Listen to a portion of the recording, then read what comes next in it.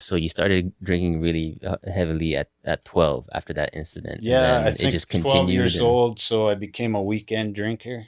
okay. Get a Went into high school every weekend. Me and lived out in the country, so fill the trunk with beer of a buddy's car, whatever. I know my 16th birthday, we went, we had old train tracks, so you could drive a car down the train tracks. So me and a buddy and two girls went Right. to party a little bit on the train tracks, right? Okay. There's going to be other things happen, but It's the thing you so do in the country. yeah. Well, we're farm boys, right? Yeah. So I had 10 grams of hash in my pocket and a 26 of vodka Okay. and a jug of juice. Mhm. And I'm like, well, who wants vodka and orange? Yes. And both the girls and the guy go, no.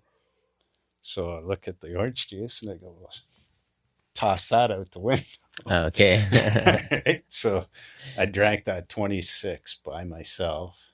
Oh wow. And in So I was blacked out before we got to Metcalf. This was in Russell. Okay. Blacked out. They said I got out on the main corner of Metcalf, had a piss on the main corner. Oh, Get to Russell. They let me out the main corner, do the same thing. And then I just pass out leaning against the restaurant. And I don't know how I got home or anything. That was my 16th birthday. okay. Yeah. Remember the next morning freaking because I still had a big chunk of hash in my pocket. Okay. And my mom had come in the room and grabbed my pants and done the wash.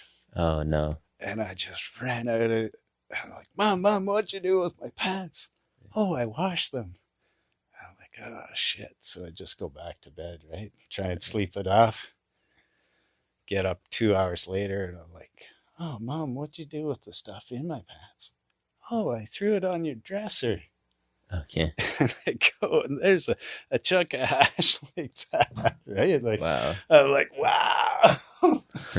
Yeah. Little birthday gift, I suppose. Well, it was a blessing and a cursing, right? Yeah. Yeah. She didn't know what was going on in my life.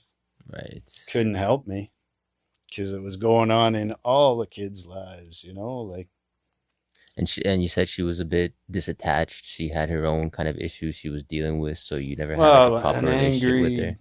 drunk father and 10 kids, like, try to deal with that. Right. Like, 10 wild kids.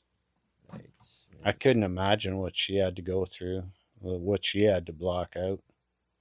Right. Yeah. I don't blame her at all. I feel sorry. Like, I had a bit of a relationship with her in the last part of her life, so I'm glad for that. And during this whole time, you were not a believer in God at all. You were not following any Christian principles. I my At one point I had the number 666VI. That was my bank code, right? Oh, okay. Wow.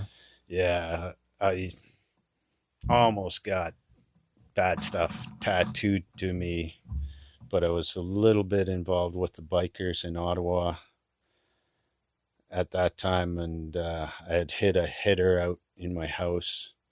He had just killed somebody, and he hid in my place to get away from the cops. And I wore his jacket for a couple of weeks, and then we were in one of the clubhouses, and I was talking about getting a tattoo, and this guy just freaks on me. Like, he had tattoos all over, right? Oh, really? And he's just like, don't you ever do that. That's the most identifiable mark you can have.